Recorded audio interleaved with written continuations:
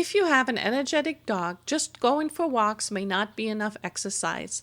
Bike riding with your dog can be a wonderful addition to exercise your pet. In this video, we will show you our proven steps to teach your dog to get comfortable running next to you on your bicycle. We are teaching Dunkel, a German Shorthair Pointer. Dunkel loves to run, so running next to the bike will be a wonderful way to exercise him for his owner. Before you start running your pet next to the bicycle, your dog should know to walk next to you on a loose leash without pulling. This is important for both you and the dog. A strong pulling dog can cause you to lose control of the bike, possibly causing injury to both you and your pet. If your dog is still pulling on the leash during regular walks, you might like our videos on loose leash walking. We will provide a link to the playlist for you right at the top of this video. Now let's get started with the training on the bike. We start by simply walking Dunkel next to the bicycle. We recommend to do this in an area with little distractions so that the dog can focus on the training. As you can see here, Jim is between the dog and the bike. This allows Dunkel to get used to the bike, but he still has the security of the handler next to him. In our first session, we just want the dog to get comfortable with the bike, the noises it makes, and walking next to it. If the dog shows no signs of fear or concerns for the bike, we will move to having the bike between the handler and the dog. From now on, we use a bike leash attachment when working with the dog and the bike. We highly recommend that you use such a bike leash rather than holding the leash in your hands. There are several types of bike leashes on the market. We use the bike tow leash and will link our product review for you at the end of this video and in the description below. As with all training, we'll keep our sessions short. We usually work with the dogs for about 10 to 15 minutes. With each session, we will start where we left off in the previous session. So we start with Dunkel on the bike leash with the bike between the handler and the dog. Jim is still pushing the bike, but now he's making turns. We are looking for Dunkel to get used to turning right and left and to slow and stop with the bike. If you like, you can also add and use voice commands to announce these maneuvers to your dog.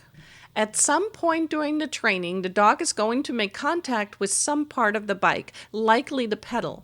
We want to be sure that the dog is not afraid and thinks the bike is out to get him, but rather that the dog realizes that he wasn't paying attention and got in the way of the bike. Proceed to the next level of training when the dog appears comfortable and is responsive. If you choose to use voice commands, your dog should recognize them before you continue to the next step.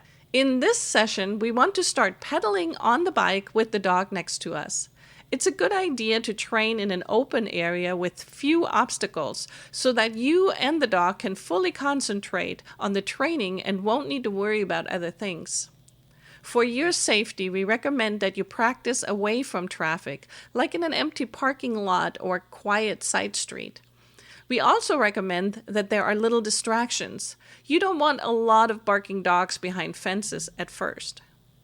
Start pedaling slowly and allow the dog to trot next to the bike. Make wide turns at first so that you and the dog can get used to the feel of the bike turning.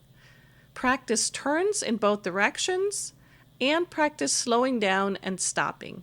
You want to practice these maneuvers for several sessions. Don't proceed too quickly to the next step. It's important that both you and the dog are comfortable with this prior to going out into the world. Now that you are a team on the bike, you can start seeking out real-world scenarios. Look for areas with little traffic and pick some distractions. For example, see how your dog reacts to dogs behind fences and become comfortable with cars driving past you. Remember that just like people, dogs need to build their stamina, so condition your pet with short rides.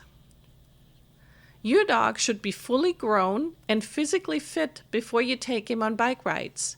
Young dogs are still developing their bones and muscles and should not exercise to their full extent to avoid injuries. Even if your dog is young, too small or older, and can't run beside your bike, They can still accompany you on your bike rides by riding in a pet carrier or bike trailer. We hope you and your dog enjoy many adventures together.